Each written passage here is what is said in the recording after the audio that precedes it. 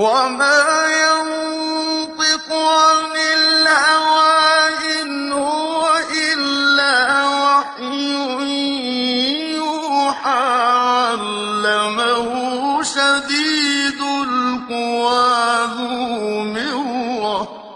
بسم الله الرحمن الرحيم والصلاة والسلام على أشرف المرسلين سيدنا محمد الأمين وعلى آله وصحبه أجمعين. اللهم علمنا ما ينفعنا وانفعنا بما علمتنا وزدنا علما يا أرحم الراحمين.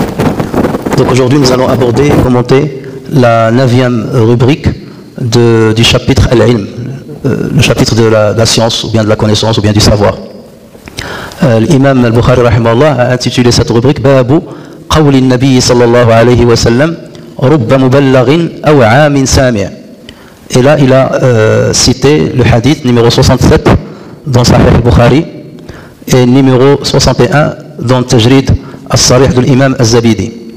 Donc يقول الإمام البخاري رحمه الله حدثنا مسدد قال حدثنا بشر وهو بشر بن المفضل قال حدثنا ابن عون عن ابن سيرين عن عبد الرحمن بن أبي بكرة عن أبيه ذكر النبي صلى الله عليه وسلم قعد على بعيره وأمسك إنسان بخطامه أو بزمامه قال أي يوم هذا فسكتنا حتى ظننا أنه سيسميه سوى اسمه قال أليس يوم النحر قلنا بلى قال فأي شهر هذا فسكتنا حتى ظننا أنه سيسميه بغير اسمه فقال أليس بذي الحجة قلنا بلى قال فإن دماءكم وأموالكم وأعراضكم بينكم حرام كحرمة يومكم هذا في شهركم هذا في بلدكم هذا ليبلغ الشاهد الغائب فإن الشاهد عسى أن يبلغ من هو أوعى له منه.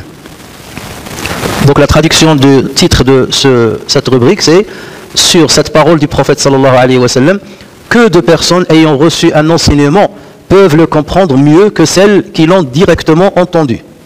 Il cite le hadith 67 d'après Musaddad sur Bishr, sur Ibn Aoun, sur Ibn Sirin, sur Abdurrahman ibn Abi Bakra, sur son père. Donc le père ici qui va rapporter le hadith là, c'est Abu Bakra radiyallahu anhu. Il dit, un jour, le prophète sallallahu alayhi wa sallam s'assit sur son chameau dont la bride était tenue par un homme. Il dit ensuite, quel jour est-ce aujourd'hui? Et nous de garder le silence, avec la conviction qu'il allait lui donner un autre nom. Ne s'agit-il pas du jour du sacrifice, reprit-il? Certainement, répondîmes-nous. En quel mois sommes-nous? De nouveau, nous gardâmes le silence pendant un laps de temps où nous eûmes la conviction qu'il allait lui donner un autre nom. Mais il reprit, n'est-ce pas là Dhul Hijjah? Certainement, nous écriâmes-nous. Que sachez donc que vos sangs, vos biens, vos honneurs sont aussi sacrés que le sang votre jour, votre mois-ci, votre jour-ci, votre mois-ci et votre ville-ci. Que le présent en informe l'absent, car il se peut que le présent transmette cela à une personne pouvant le comprendre mieux que lui. Donc vous voyez, à partir de l'énoncé de cet hadith, que l'imam al-Bukhari rahimahullah a choisi comme titre pour cette rubrique la partie d'un hadith suspendu. Mais dans le hadith qu'il a cité, il a dit, car il se peut que le présent transmette cela à une personne pouvant le comprendre mieux que lui. On a la même signification, sauf que la phrase est différente. Mais l'imam al-Bukhari rahimahullah, au lieu de rapporter la phrase qui est dans le hadith 67 qu'il va citer, il a ramené la phrase d'un autre hadith. Dans le titre, je parle du titre, dont il n'a pas cité la chaîne de transmission. Et forcément, puisqu'il n'a pas cité la chaîne de transmission, mais il l'a rapporté sur le prophète sallallahu alayhi wa sallam, il a remonté au prophète sallallahu alayhi wa sallam, rafa'ahu ila rasuli sallallahu alayhi wa sallam. Donc on parle d'un hadith qui est mu'allaq, un hadith suspendu. Le hadith suspendu, c'est un hadith dont on n'a pas cité le début de la chaîne de transmission, un individu ou deux individus ou plusieurs individus, où on a occulté complètement la chaîne de transmission, mais on l'a remonté jusqu'au prophète sallallahu alayhi wa sallam, on dit le prophète sallallahu alayhi wa sallam a dit. Et donc, cette même parole, il l'a ramené d'un autre hadith, enfin d'un autre hadith que celui qu'il a cité, mais ce hadith-là, il l'a mentionné en intégralité avec donc la chaîne de transmission continue, donc Mansoula, dans le chapitre de l'Hajj, et on voit pourquoi, parce que le hadith il parle du prophète sallallahu alayhi wa sallam qui était pendant Yawm al-Nahr et de l'Hijjah, donc il était en train d'accomplir son pèlerinage. Et il l'a rapporté donc dans la rubrique dédiée à Al-Khutbah Biminan. Al-Khutbah Biminan, ça veut dire qu'on a le droit de faire une khutbah dans la région de Minan. Et il prend pour preuve ce hadith-là. Vous allez me dire pourquoi il n'a pas rapporté la phrase qui existe dans le hadith qu'il a cité dans cette rubrique, tout simplement pour vous montrer la diversité des versions du même hadith. Et ça, il a souvent l'habitude de le faire. Il ramène une version dans le titre et il ramène une autre version dans l'énoncé qui suit le titre, pour montrer la variété qu'il y a dans la transmission de ce hadith. Alors dans le titre, le prophète sallallahu alayhi wa sallam a dit farubba muballighin aw'a min sami'. Rubba, c'est une expression qu'on utilise en arabe pour faire référence à la rareté d'une chose. Mais parfois on peut l'utiliser pour faire référence à l'abondance d'une chose. Par exemple, tu peux dire rubba tiflin adhka min rajulin. Il se peut qu'un enfant soit plus intelligent qu'un homme. Dans ce cas, rubba, je l'ai utilisé pour parler de la rareté. C'est rare de trouver un enfant plus intelligent qu'un homme. Donc là, lorsque je dis rubba, c'est pour vous dire c'est rare. Mais il est certaines fois où le terme rubba, on l'utilise pour montrer l'abondance. Mais en l'occurrence, dans ce hadith-là, du prophète sallallahu alayhi wa sallam, à votre avis, il fait référence à la rareté ou à l'abondance? À la rareté.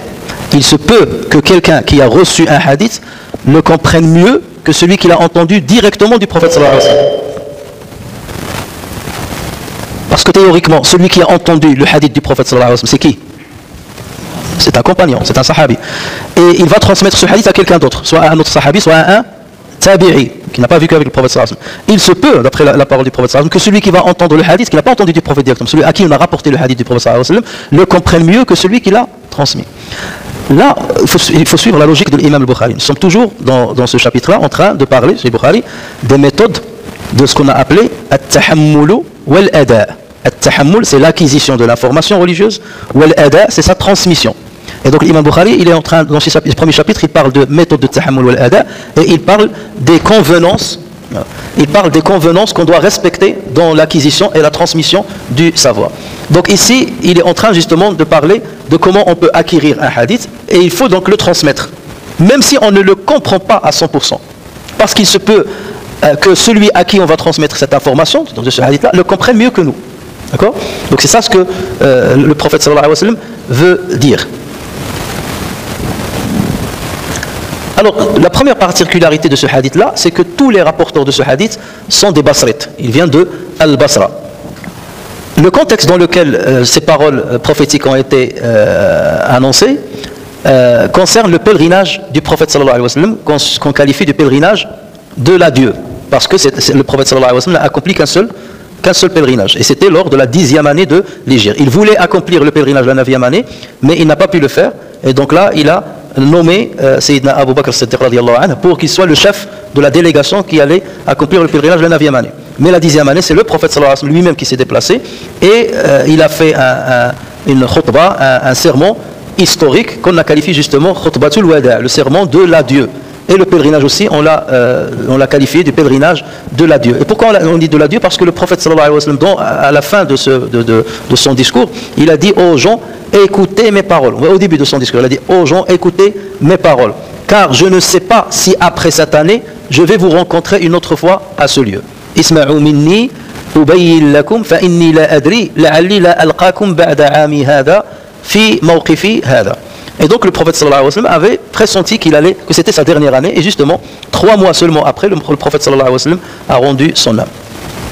Donc quel est le contexte de ce pèlerinage-là? Le 25 de Dhul Qa'da, de la 10e année de l'Hégire, le prophète sallallahu alayhi wa sallam a annoncé à tout le monde sa volonté d'accomplir le pèlerinage.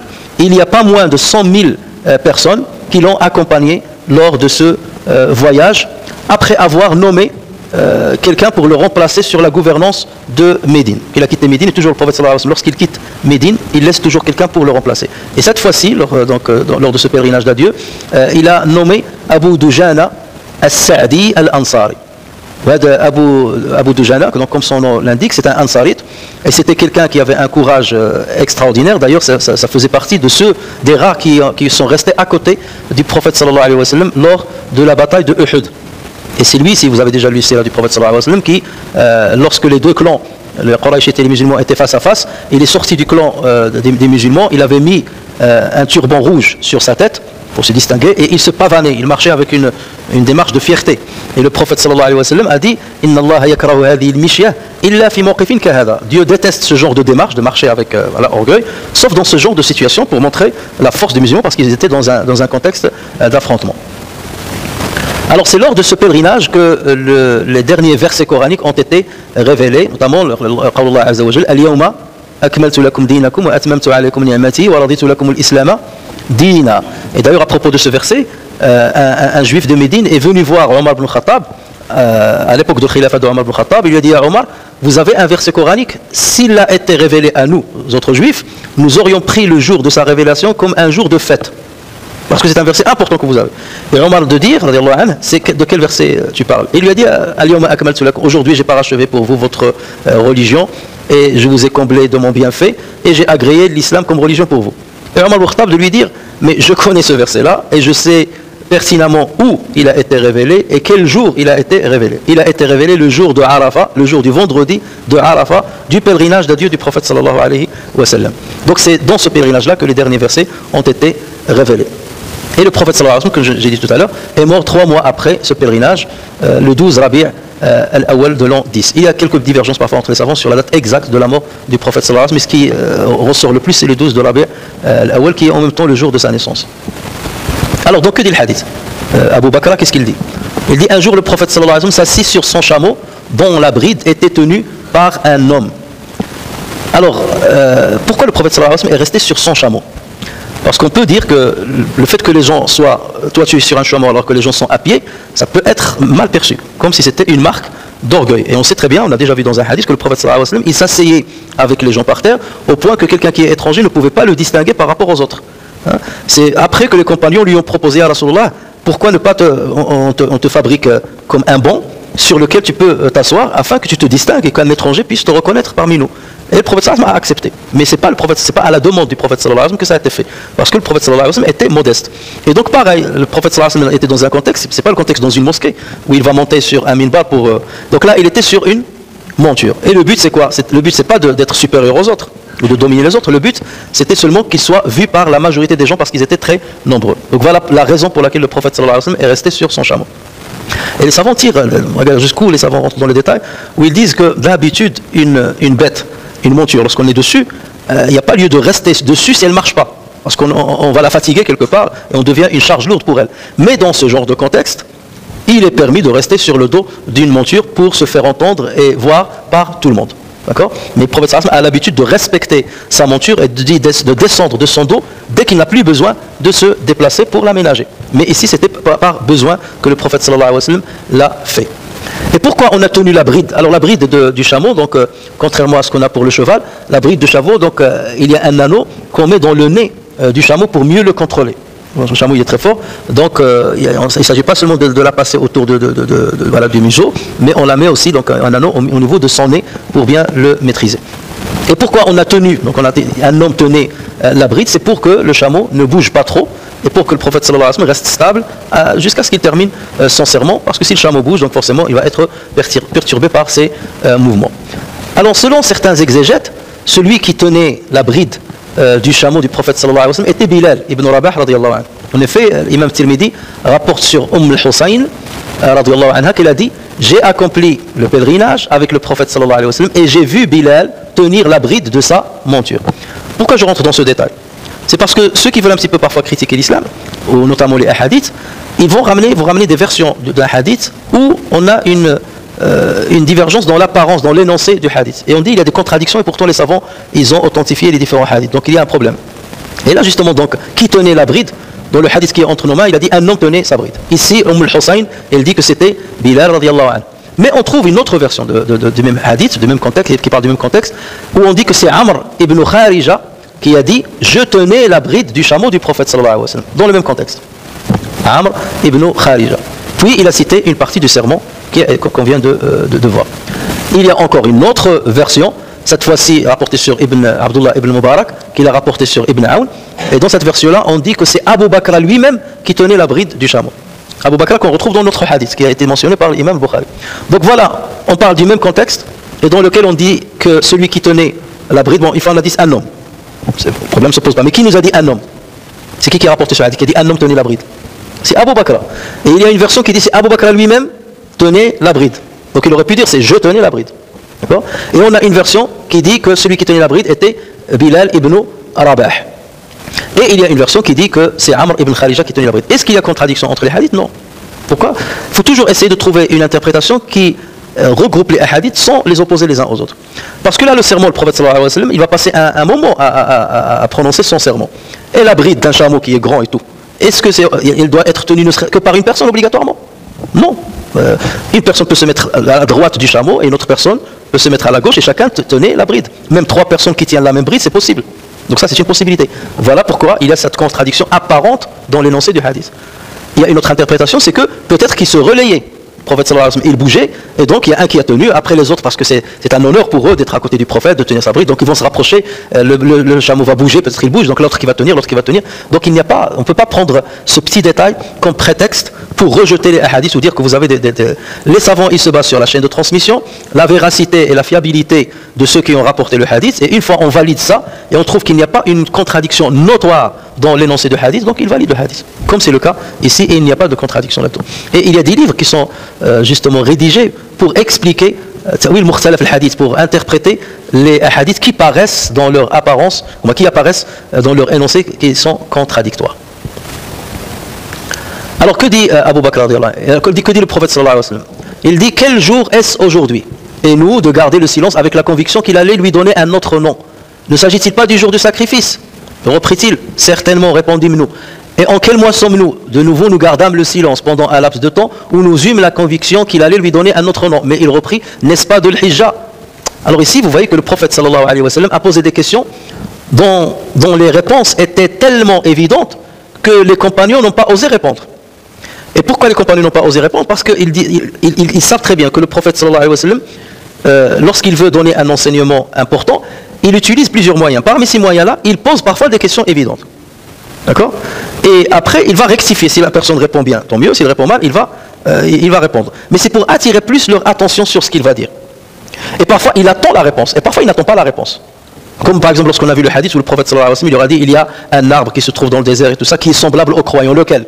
Et les gens, ils ont commencé à chacun, jusqu'à ce que Abdullah ibn Omar a dit: j'avais dans mon esprit ce que c'était le palmier, mais je n'ai pas osé le dire. D'accord? Donc là, le prophète sallallahu alayhi wa sallam était en train d'interroger les gens justement, pour voir s'ils le connaissent ou pas. Mais ici, le prophète sallallahu alayhi wa sallam, il parle d'un jour qui est évident, Yawm al-Nahr, ou bien il parle de Dhul Hijjah, tout le monde sait ça. Mais les compagnons, ils ont dit tellement c'était évident qu'on n'a pas osé répondre, parce qu'on pensait que le prophète sallallahu alayhi wa sallam voulait lui donner un autre qualificatif. Au lieu de dire Yawm al-Nahr, il va lui dire c'est le jour de Rahmatullah, ou des choses comme ça. Ou au lieu de parler de Dhul Hijjah, il va dire c'est le mois de ceci ou le mois de cela. Voilà pourquoi ils n'ont pas répondu. Et les compagnons, ils avaient toujours cette convenance, lorsqu'ils voient le prophète sallallahu alayhi wa sallam poser une question qui est évidente, ils disaient en général Allahu wa rasuluhu a'lam, alors qu'ils savent, parce qu'ils ressentent que le prophète sallallahu alayhi wa sallam ne pose pas une question pour les tester, il la pose seulement pour attirer leur attention. Et c'est pour cela justement qu'ici ils n'ont pas répondu, alors que dans le contexte de l'arbre qui ressemble aux croyants, là ils ont commencé à répondre. Du visage de la personne et de sa posture, tu peux comprendre s'il pose seulement une question, s'il t'interroge vraiment et il attend une réponse, ou s'il te pose une question seulement pour attirer ton attention. Ici en l'occurrence, il voulait seulement attirer leur attention. Alors les deux questions avaient donc pour but de rappeler la sacralité du jour de An-Nahr. Et le jour de Nahr, c'est quel jour? De Dhul Hijjah. C'est le 10e, voilà. Et du mois de Dhul Hijjah. Le jour de Nahr, c'est un jour forcément sacré pour nous, c'est le jour de la fête. Et Dhul Hijjah, c'est un des mois, c'est les 4 mois sacrés. Dans d'autres versions, le prophète sallallahu alayhi wa sallam les a interrogés également: dans quel pays sommes-nous? Avant de répondre, donc ils se sont tus, et ensuite le prophète sallallahu alayhi wa sallam de répondre: n'est-ce pas le pays sacré? Donc ici dans cette version-là, un des narrateurs de la chaîne de transmission a oublié de rajouter sa troisième question. Ça ne remet pas en cause, bien entendu, tout le hadith. Le hadith est vrai parce qu'il a omis une question, mais il a cité deux, donc les deux sont véridiques. Et c'est pour ça qu'il est intéressant de rassembler toutes les versions d'un hadith pour comprendre l'ensemble de ce qu'a dit, la totalité de ce qu'a dit le prophète sallallahu alayhi wa sallam, ou bien la plus grande partie de ce qu'a énoncé le prophète sallallahu alayhi wa sallam. Alors donc le prophète sallallahu alayhi wa sallam a posé ces questions et a observé un silence après chaque question, d'une part afin de susciter la présence d'esprit des compagnons sur ce qu'il allait leur enseigner, et d'autre part pour comparer la sacralité de ce sur quoi il allait parler avec la sacralité de ces trois choses. Parce que le Balad al-Haram, les gens ils connaissent la sacralité, tous les Arabes connaissent la sacralité de Balad al-Haram, tous les Arabes connaissent, même les non-musulmans connaissent la sacralité de Dhul al-Hijjah, ou tous les Arabes connaissent la sacralité de Yawm al-Nahr. Parce qu'ils avaient le pèlerinage aussi à leur époque avant l'avènement de l'islam. Mais les Arabes ne donnaient pas assez d'importance à certaines choses importantes que le prophète sallallahu alayhi wa sallam va citer dans ce hadith-là. Donc il a voulu leur parler de certaines choses qui sont sacrées dans leur esprit et leur dire, ces choses-là, ils sont sacrées. Il y a d'autres choses qui sont aussi sacrées que celles-ci.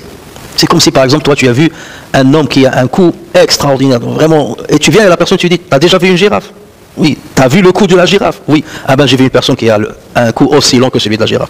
Donc là c'est seulement pour lui dire vraiment le cou, c'est quelque chose, c'est pas habituel, t'as jamais vu de ta vie. Voilà. Même les Africains de certains endroits qui mettent les anneaux et tout ça autour du cou. Donc ça c'est un exemple.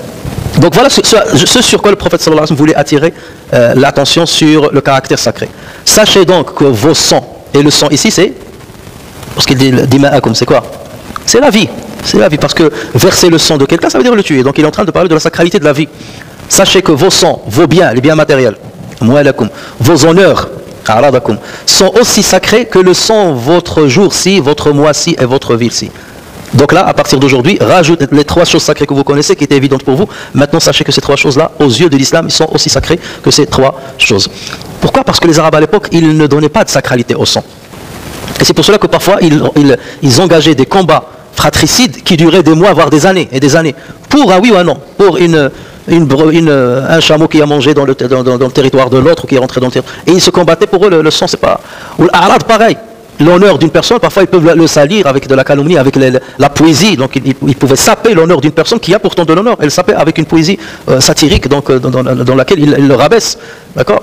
Et on dit que les vers les plus satiriques qui ont été énoncés contre quelqu'un, c'est lorsque quelqu'un lui a dit Da'il makarima la tarhal li bughyatiha waq'ud fa innaka anta ta'imul kasi.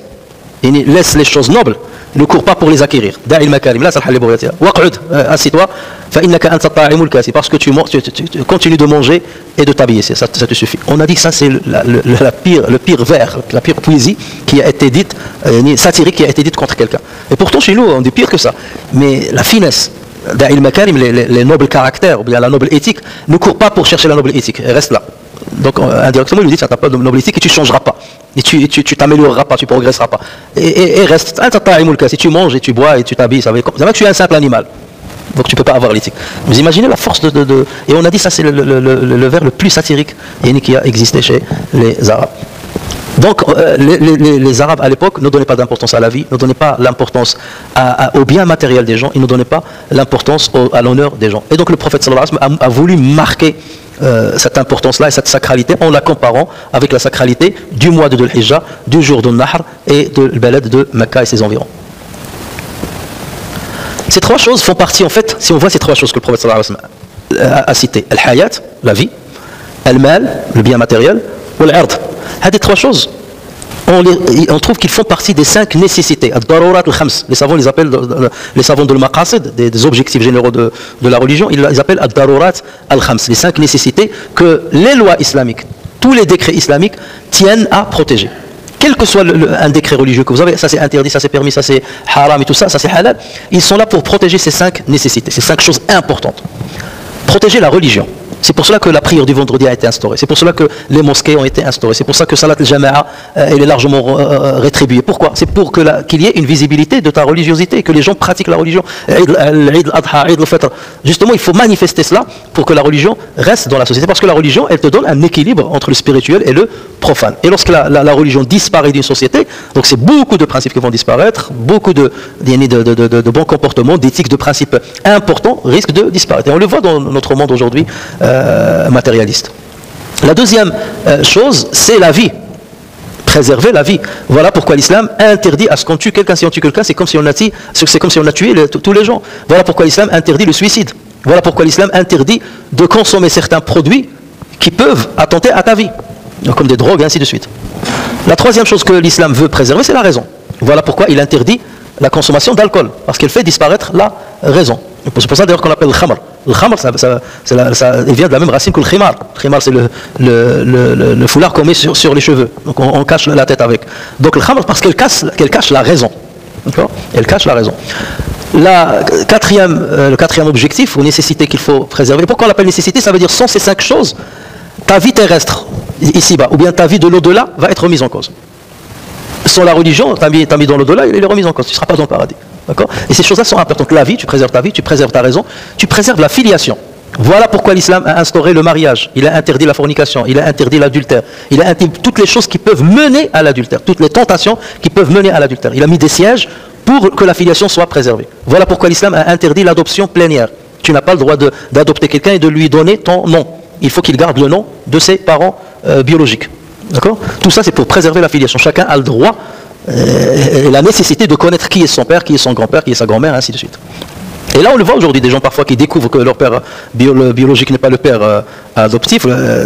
Ils ont des complexes, parfois ils font des recherches des années et des années pour essayer de trouver leur père biologique. C'est quelque chose de plus fort, c'est très fort, mais malgré eux, qu'il faut qu'ils comprennent. Donc c'est pour ça qu'ils font parfois des recherches de ce genre.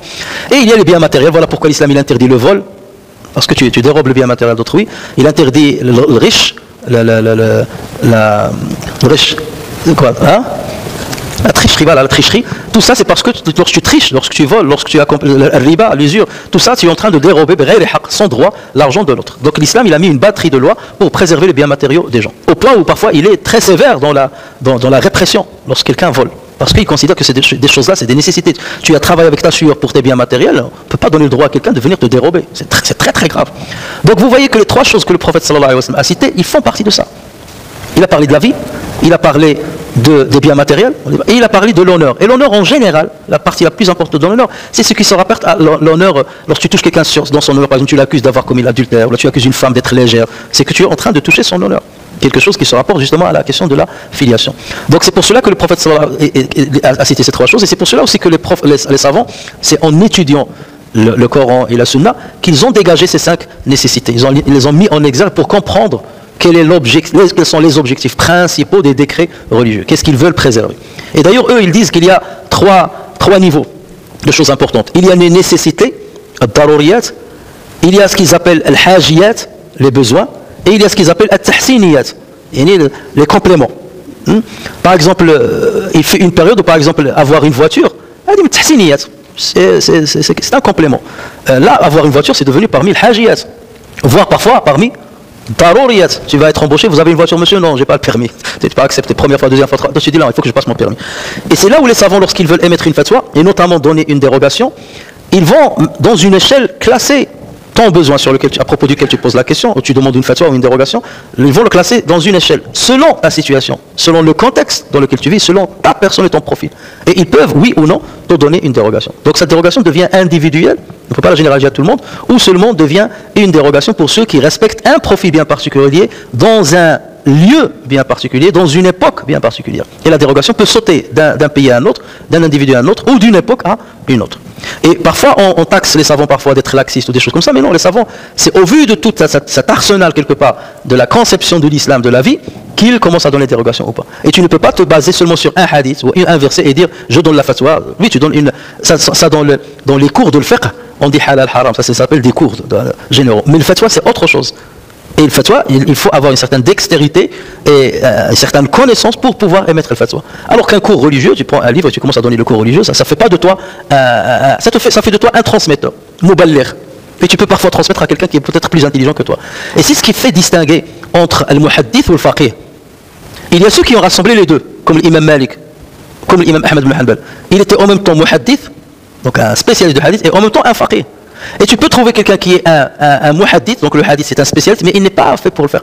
Et c'est ce que d'ailleurs on a reproché à certains savants qui se sont adonnés à la fatwa, alors qu'ils sont des spécialistes dans le hadith, mais ils ne peuvent pas être spécialistes dans le fiqh. Le fiqh, ça demande beaucoup d'autres compétences dans plusieurs autres domaines avant de pouvoir se prononcer sur telle ou telle situation ou telle dérogation.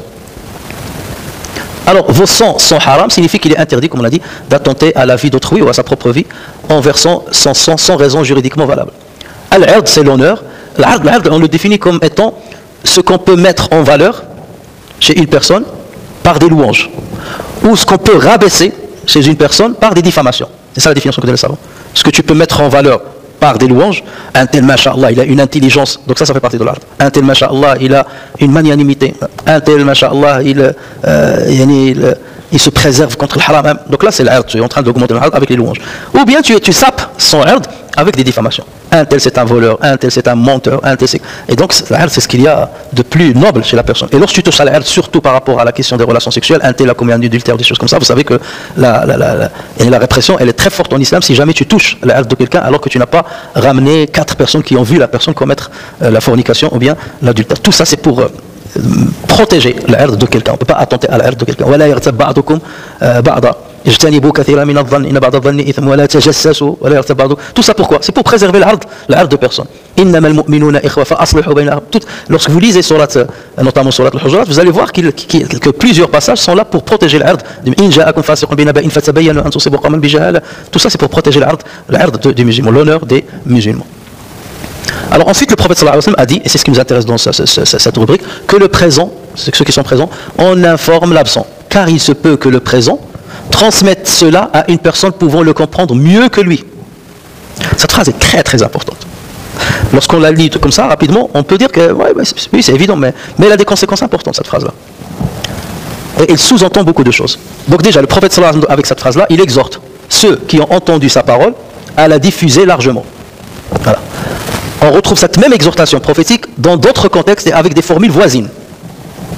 Par exemple, le prophète sallallahu alayhi wa sallam, dans un hadith rapporté par Abu Daoud et Tirmidhi sur Zayd ibn Thabit ainsi que sur Ibn Mas'ud, le prophète sallallahu alayhi wa sallam a dit dans la région de l'Khayf, féminin. Le Khayf dans l'arabe, c'est un endroit qui est en bas d'un versant.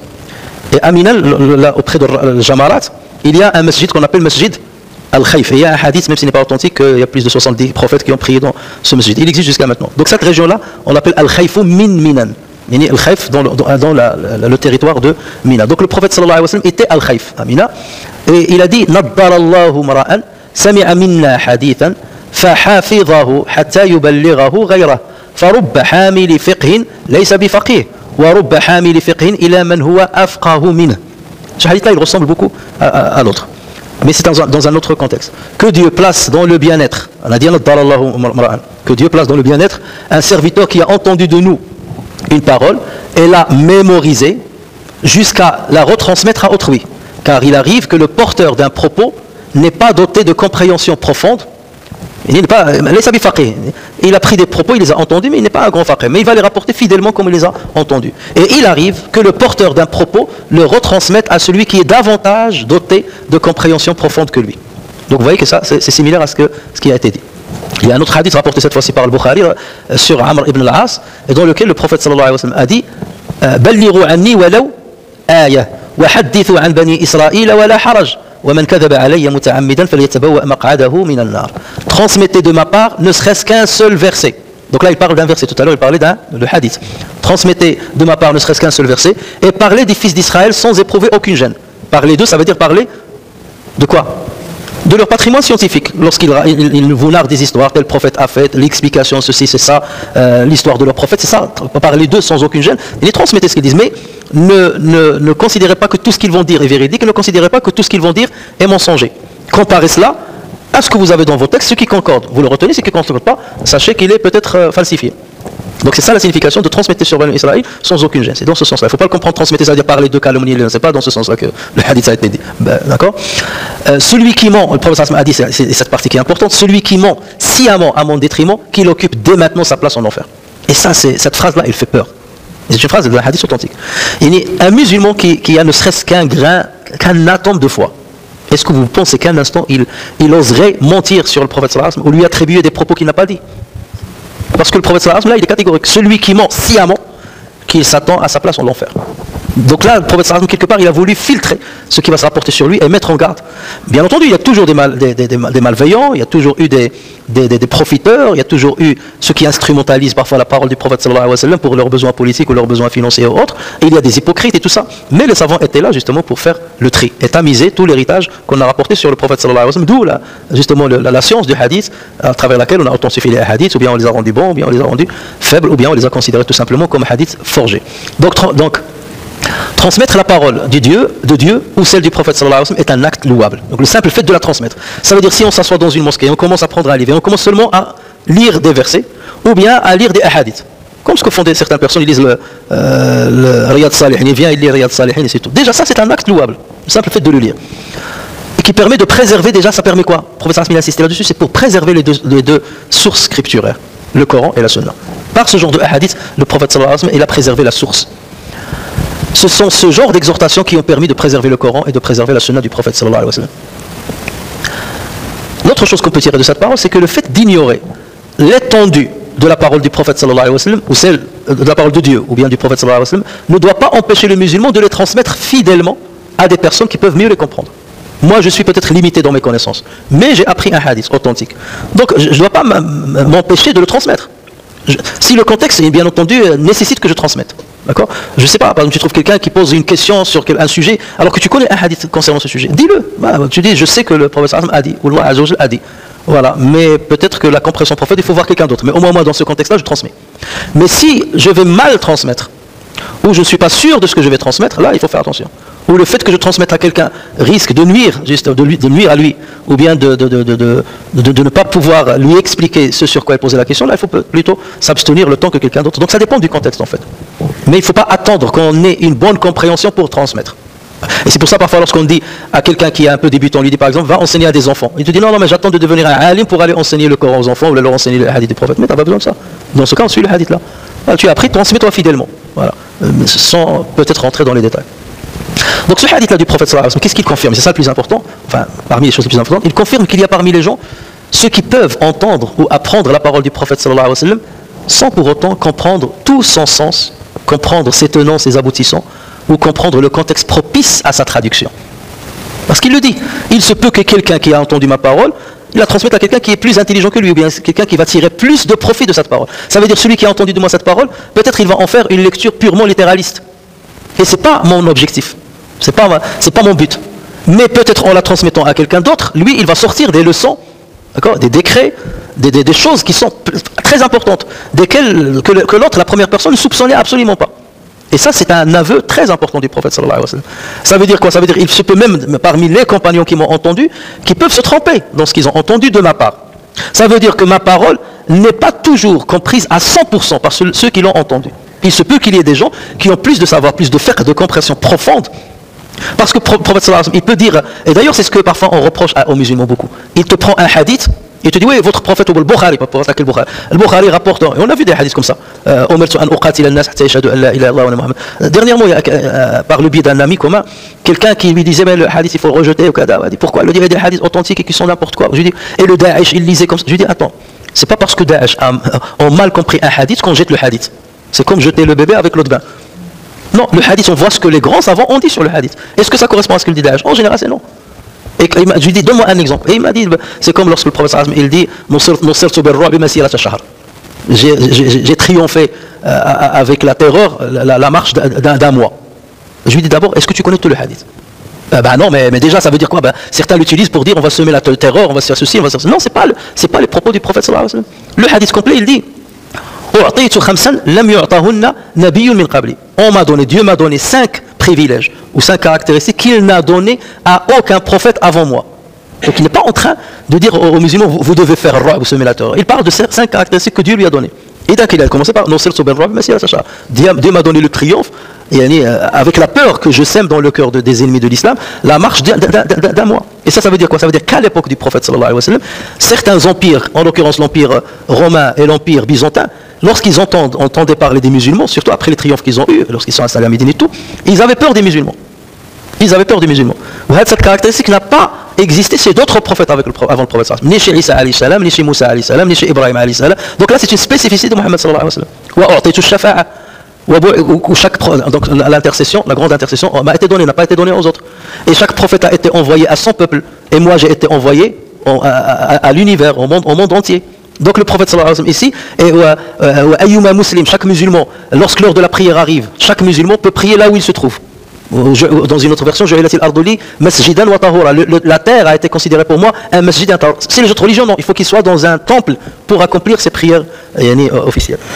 Ce qui n'est pas le cas du prophète sallallahu alayhi wa sallam. Donc je lui dis, maintenant que tu as compris le hadith là, est-ce que tu vois que le prophète sallallahu alayhi wa sallam appelle à la terreur? Il m'a dit non, maintenant que tu m'as expliqué de cette manière-là. Donc je lui dis, donc tu vois, c'est pas parce que les Daeshis, qui sont tordus déjà dans leur tête, ont utilisé ce hadith-là pour commettre des atrocités, que tu vas dire le hadith-là, c'est impossible qu'il l'ait dit. Donc le hadith-là est faible, même s'il a été authentifié. Donc c'est pas comme ça qu'on l'étudie. D'accord? L'étude de l'authentification du hadith, il suit une procédure ferme, draconienne. Une fois il est authentifié, on va à l'explication. Que veut dire le prophète sallallahu alayhi wa sallam? Et il se peut que là, lui le lit, et il le comprend mal. Et le prophète le dit lui-même. Et le Coran d'ailleurs le dit lui-même. Minhu ayatul muhkamatun hunna umul kitab wa ukhra mutashabihat. Fa amma alladhina fi qulubihim zayg fayattabi'una ma tashabaha minhu ibtigha'a al-fitnati wa ibtigha'a ta'wilihi. D'accord?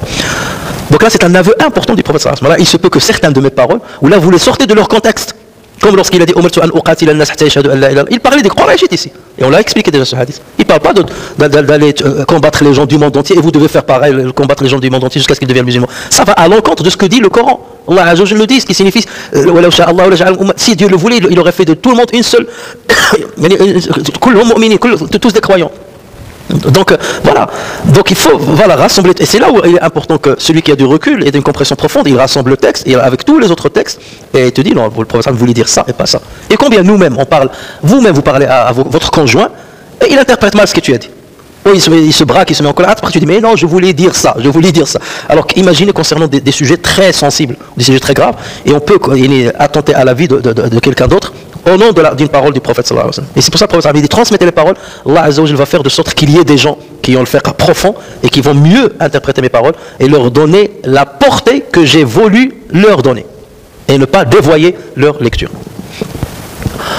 Voilà, donc ce que je dis ici. En revanche, il y a une catégorie de gens à qui Dieu a donné le savoir et la sagesse et qui ont plus de lucidité, de recul, d'intelligence pour mieux comprendre les textes et les transcrire dans la réalité des gens. Ce sont les fuqaha. Et le prophète sallallahu alayhi wa sallam a confirmé ceci dans plusieurs hadiths, comme lorsqu'il a dit celui à qui celui à qui Dieu veut du bien, il l'instruit dans la religion. Ou le fiqh, c'est voilà, Allah Azza wa Jalla te donne une lucidité qu'il n'a pas donnée à d'autrui.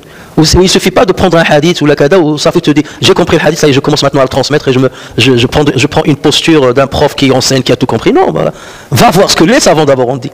Avant que tu te prononces, va voir ce que toutes les grandes références ont dit. Ou une fois, si tu vois que ça concorde avec ce que tu as vu, à la limite. Ou même si ça concorde, vaut mieux l'attribuer aux savants plutôt qu'à toi-même. Parce que les gens vont te dire, entre par exemple le Hajar al-Asqalani et toi, je préfère suivre le Hajar al-Asqalani. Donc ne t'attribue pas ce que tu ne mérites pas.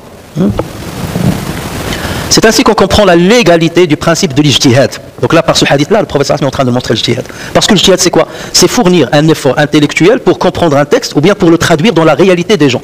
Ou adapter des décrets religieux par rapport à la situation de certaines personnes. Donc le prophète sallallahu alayhi wa sallam, indirectement par ce hadith-là, il est en train de dire qu'il y a des gens de ma communauté qui méritent l'ijtihad parce qu'ils vont avoir une compréhension profonde des textes. Et ils ne vont pas s'arrêter sur la lecture littéraliste des textes. D'accord? Donc d'une manière indirecte, ce que dit le prophète sallallahu alayhi wa sallam, c'est très très important.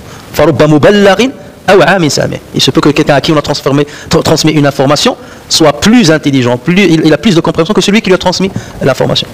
Et par transitivité, on peut dire il se peut qu'un muhaddith qui a authentifié un hadith, lui il a authentifié, après il va le donner al faqih, voilà.